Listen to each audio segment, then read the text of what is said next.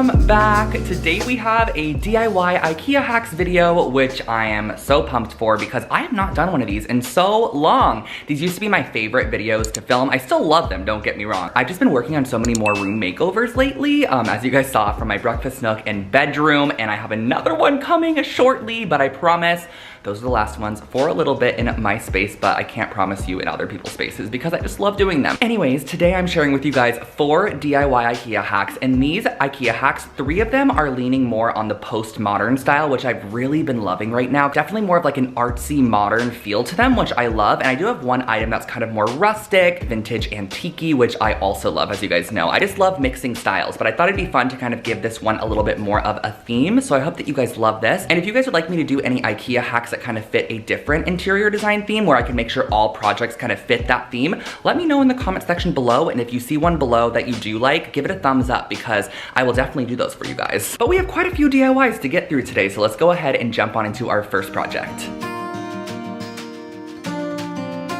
We're gonna be kicking this video off with the most incredible pendant light. This is the one I picked up at IKEA, and I did a little sketch on here to kind of create a new shape, and I'm gonna be achieving that with some air dry clay. Now I got this one at Michael's. It was like $10 for a 5-pound tub, and that's all I used for this entire project, well, in terms of the clay. So what I did was I just pulled a little bit off, and I started to sculpt these almost trumpet shapes onto the top of the pendant light. So I took it out of the box and made sure that the little orbs were off the end, and then I'm starting to sculpt the clay around, and there's no rhyme or reason to this at all. You're just kind of creating little cone shapes on the top where the widest part of the cone is at the bottom, and then it tapers up into almost nothing towards the top there, but we are going to be adding clay onto the entire light fixture to give it almost this ceramic, like handmade ceramic light fixture effect, which I think is going to look amazing in the end. So I just tapped that on, added more clay where I felt like I needed it, and just make sure that you're pushing it all the way to the edge. But if you don't get a bit of the edge, you are going to be spray painting this in the end, so it's going to cover up any areas you might have missed with the clay.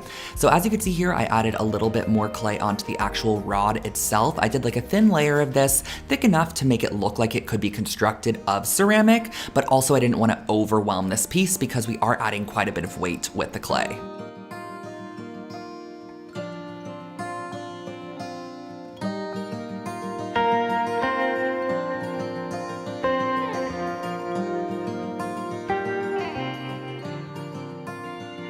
And as you could probably tell, you're gonna repeat the same process to the other 2 sections as well, just smoothing it out with your finger. That's what I did. I found it to be the easiest, was smoothing it out. You can go back in with sandpaper in the end, so it doesn't have to be the most smooth ever. And make sure to also add clay to the center bar section, and you're gonna let this piece dry for about 48 hours. We have quite a bit of clay on those cone sections, so I let them dry for about 48 hours.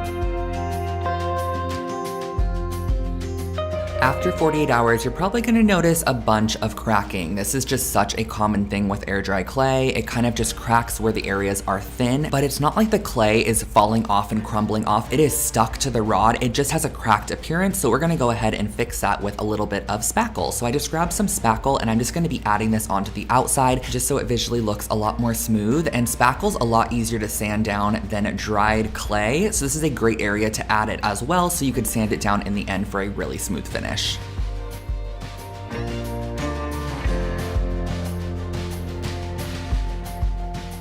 I used the 220 grit sandpaper from this pack here and just went around and sanded down the spackle. As you can see, the spackle just comes right off, but you're able to achieve a really smooth finish once you make sure the spackle is fully dried down. I used my heat gun to do that, so I just sanded all those areas where the cracks were to make it nice and smooth.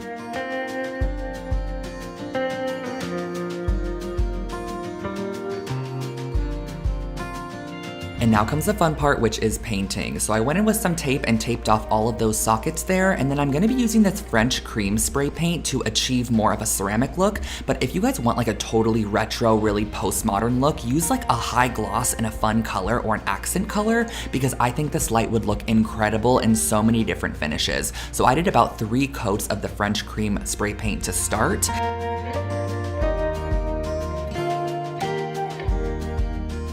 And lastly, I use this stone spray paint in the sienna finish, and you're gonna see some speckles kind of starting to form on the top of what we sprayed the cream color. So I actually stood back about 5 feet and I made sure to put up a bunch of plastic, and I sprayed this very randomly just to kind of give it that speckled ceramic look, which I really wanted in the end, and I love the way that it ended up looking. So I removed that tape and then I popped on the little orbs, which really finished off the light. This is where you could see the full potential of this piece, and I am obsessed with the outcome.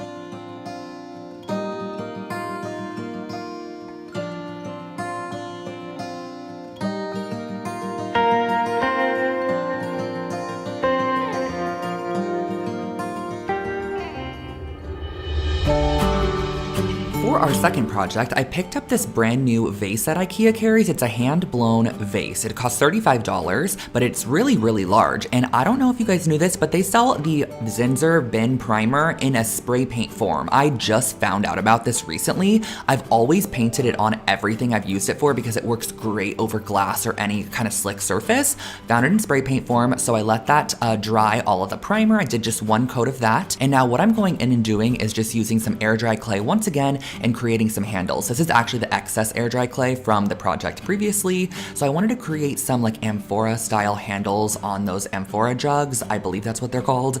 And I'm just going in, I made them pretty thick, and then I made sure to just smooth out the clay to almost make it fade into the glass. And you really want to press and firmly smooth it out. That way when we go in the paint, which is this step right here, we can paint right over the top. So this is just some household paint. It's the exact same paint I used in my bedroom makeover recently. It's called Lamb's Ear by Valspar, and I mixed in a little bit of a red tone because I wanted this to kind of feel a bit like an earthy pink shade, and I feel like I was able to achieve that color. And then I dumped a whole bunch of baking soda in this. I've been getting a bunch of questions as to why I add baking soda, and it's just because it thickens up the paint, it gives it a lot more texture, and it also applies really, really nicely. But in the end, I'm doing it mainly for the texture that it gives once it dries down. So I'm gonna be painting this piece with a full coat of this paint mixture here.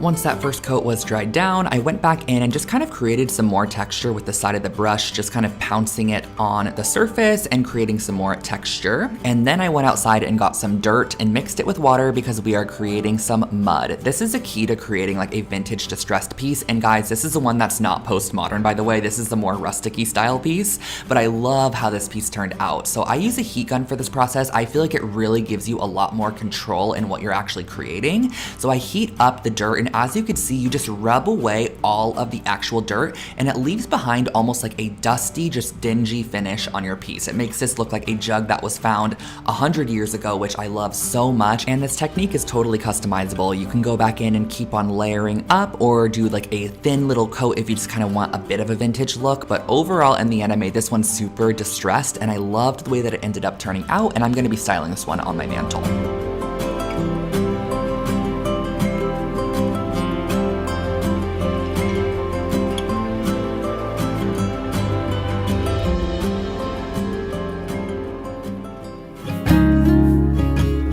For project number 3, I'm using this light from IKEA called Talbin. It is such a cool light. It's very like the It Girl lamp that IKEA has. A lot of the like TikTokers have it, and it's really cute in the end. But I did go ahead and tape off the glass that's on the upper part of the lamp because I do want to spray paint this entirely with some spray paint. Now I had to use tiny pieces to get around that circle there, but I did manage to tape it off, and I also taped off the socket portion, of course. Now this is my first time ever using the Bear spray paint, you guys. I'm actually working with them on a project over on Instagram, and I bought a bunch of colors just because I wanted to try them out, and they're also only $5 a can, and this was the best glossy spray paint I've ever used. This one was in the shade Adored Blue, and I did really thin coats, you guys, but when I was done spraying this, it literally felt almost like the metal. Like it felt like it was made as metal. Like, it didn't even feel like there was spray paint on it. It was so extremely smooth and glossy. I was genuinely shocked. Like, look at how pretty that color is and like the sheen that it gives. It is so smooth as well, and it's $5 a can. And also the shade range, like the shade range is really nice because they have all those colors that you can't find, like the muted ones and the moody shades. Like, they have such nice colors, and I love the color names. This sounds so sponsored. It's not, I promise. I really genuinely love it. So I use this 1/4 inch masking tape that I have. It's copper, but I wanted to add a stripe detail to the bottom there, so I just used one of them as a spacer and kept moving it along and then taping off and leaving that tape in place, of course, so that way when we paint over top, we're revealing a stripe. And I'm just gonna be using some black acrylic paint, and I just went in with a paintbrush and kind of did this by hand. I didn't want to tape everything off, so I added 2 coats of that on the bottom there, and then once it was dry, I was able to remove all of our little tape pieces, and this came off so smoothly. It was such a clean finish in the end, and I love how this lamp turned out. And you don't have to add the stripe if you don't want to, but I thought it was a fun touch.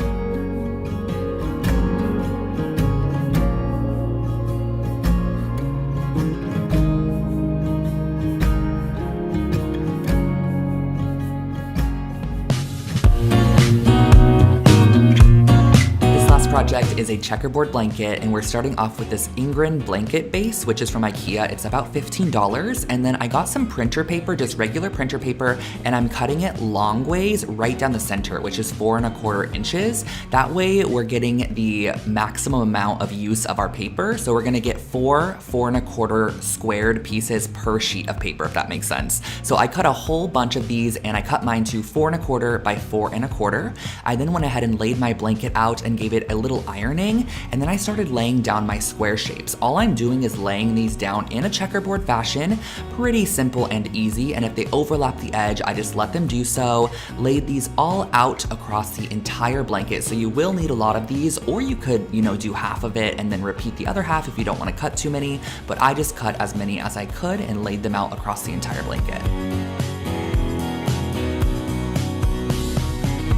I then realized since we're gonna be spray painting this, I don't want these flying everywhere. So I actually had this pack of mosaic tiles from a really old IKEA hacks video, the outdoor one I did a while back, and I placed 1 mosaic tile on every single square just so it gave a bit of weight to the piece, because I'm gonna use this Color Shot by Tulip. I got this at Joann's in the color Coffee, and this, you guys, I am freaking obsessed with this product. Look how opaque it goes on, first of all. This is fabric spray paint, and it dries down extremely soft. It is not sticky, it is not clumpy, it genuinely feels like the blanket itself. I can't even tell anything's on the blanket, and it's fully washable. And something else I love is it can go on top of synthetic fibers because this blanket is made of acrylic. I was able to go right over the top of that. I gave a light misting. This only took me maybe 10 minutes to do, and then I peeled up every single little square piece of paper that we added. Of course, I could reuse those mosaic tiles in the future, and once they were all removed, this was our checkerboarded blanket, and you could customize this to whatever color you'd like. I just thought the brown was super cute. Look how soft it is. I wrapped myself up with it, and then I tried to do a magic trick, which kind of failed, but that's the blanket.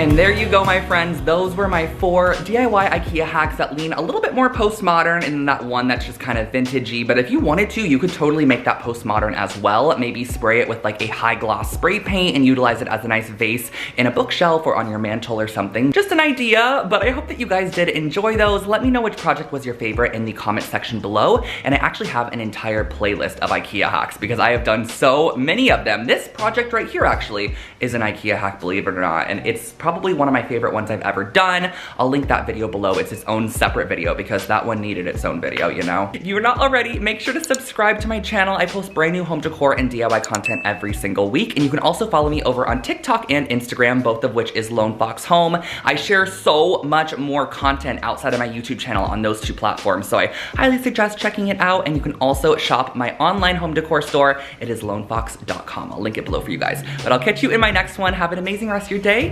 Bye, everybody.